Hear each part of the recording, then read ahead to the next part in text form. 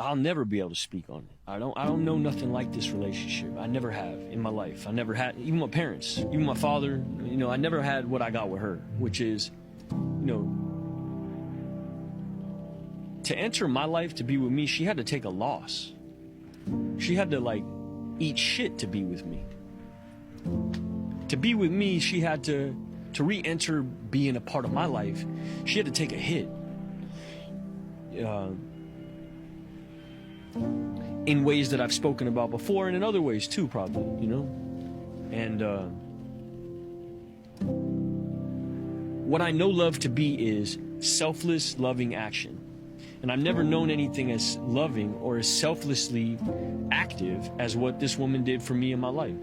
She showed up for me at a time when, I mean, this is the first time I saw her. We had been estranged for like years because of my jealousy. She went and did a movie with another actor, and I thought she was cheating on me, so then I cheated on another. It was just a fucking mess. It all, yeah, weak shit.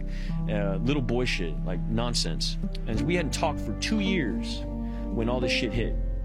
And I wound up at this rehab, right, in Utah, and they do something called Family Week. And every week, on a Sunday, everybody who's involved in the program has their family show up on these Skype calls. And everybody will show up in the same room. And your mother, your father, your brother, your sister, your wife, your friends, whatever. Just you and the people? Or no, it's you, the whole squad of you that are in this group. Like 12 of us in my class. Everyone's family. Everyone's family pops up on the screen. And week 1, no one shows up. For me, no one. They got the calls. I know they got the calls, but no one showed up. My mother, my father, no one showed up. Manager, friends, no one showed up. Week 2, same thing. So I'm sitting in this room, and even the person who's like therapizing me, she's starting to feel like this.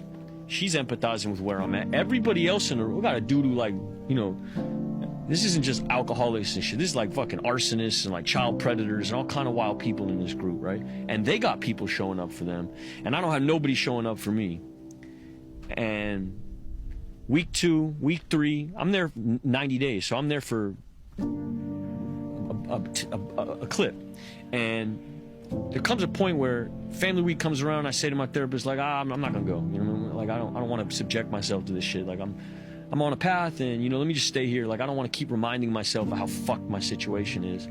And she says, no, I think you should show up this week. And I show up thinking, all right, my mom's gonna be on there. You know, my mom will be on. And Mia is on the screen. And you know, like. You don't deserve that kind of shit. You know what I mean? You don't deserve that kind of shit. Like, I don't deserve that kind of shit. You know, I done put her through years and years of fucking nonsense, bro. Just like, and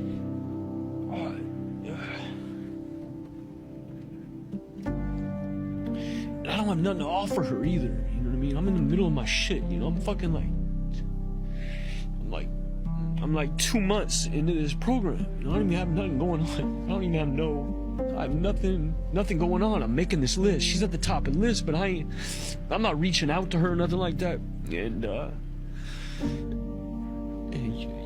you heard her voice, like she's like a fucking angel. You know what I mean? Everybody does their shit, and I'm fucking gone, you know? And so they let her go first, because I can't even fucking believe. And they all know, because I ain't had no family show up for me. And she unmutes, and she's like, hi, Shia. You know, and it's like, she's prepping a movie. She ain't got no fucking time for this, you know? But she found time, and she said, hi, Shia. And we just smiled. We had nothing else to say. But she saved my fucking life, dog. Like, before the kid, before the job, before God, before any religion, before a laugh, before a laugh, before Bo, before a phone, before anything, was this woman's face. And there wasn't no promises made, wasn't no long conversation being had, nothing. Just her presence, the ministry of presence. Sometimes that's all you need to offer a person who's in a situation like that, is like, just to be present. And she was present for me at a time when I didn't deserve to have nobody in my life, especially her. And I'm not trying to do this boo shit, because right away my head goes to like, how's this being viewed? I'm such a fuck this way, but good. You come on, man. Yeah.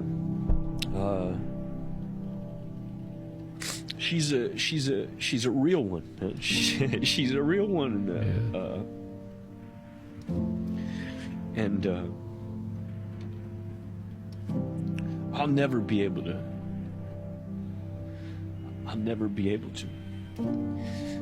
It's the first time I really understood love, because I didn't have nothing to give. And I was sitting there thinking like, well, I don't have nothing. It's not sexy to be with me. Don't you get it? Like, people out here accusing me of like putting makeup on my genitals and like shooting dogs and shit. You know? That's what I'm being accused of. And you're showing up for me like you're gonna be tied to this shit? It didn't make no fucking sense. And love is irrational that way. You can't rationalize real love. It doesn't make any fucking sense. And I had spent my whole life trying to rationalize it. Like, you know, this dude hits me up. He's in my corner because, you know, we fuck with the same crowd. You know what I mean? That's what he loves this thing that I got, that I'm like, I'm G with this shit over here. That's why he loves me, because he loves that part of me that's G at this. You know, and then I would write your love off like, oh, okay, you love me because I do this shit. And so many of my relationships were basically like, you love me because I'm fucking sensei over here. In the dojo, I'm black belt right here, so you love me because of this. And when they blow the dojo up, you're like, I'm not G at I'm not sensei at nothing. I don't even know how to fish. I don't even know how to fucking do nothing. Like, I don't even know how to camp. I'm a fucking little kid. You know what I mean? I don't know how to make a fire. And